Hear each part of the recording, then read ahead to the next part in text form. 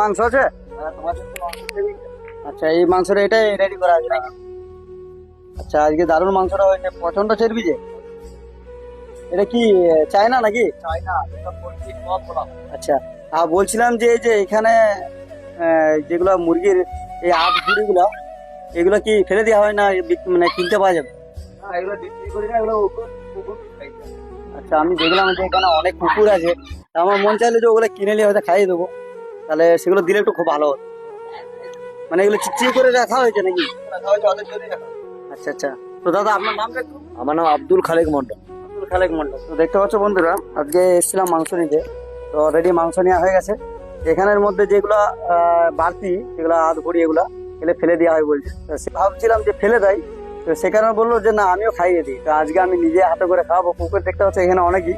তো আর যে বন্ধুরা কুকুরগুলাকে দেখে মানে ডেলাডেলি করে দাও বা মারধর করে, সেগুলো করবে না। ওদেরও একটা জান আছে, প্রাণ, সেটা একটু ভালো করে করবেন। দেখতে পাচ্ছ এখানে অনেক অনেক কুকুর, ছোট ছোট বাচ্চা।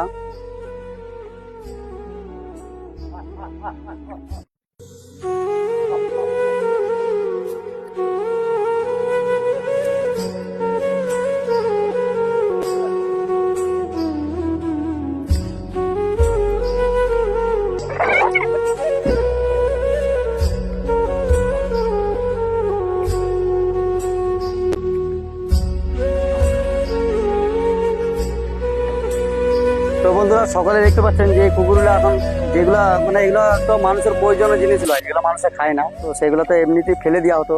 তো সেগুলো ফেলে দেওয়ার থেকে এই কুকুরগুলোকে দিয়ে দিলাম। খুব সুন্দরভাবে খেলা, দেখতে পাচ্ছ খুব সুন্দর সুন্দর বাচ্চা, ছোট ছোট।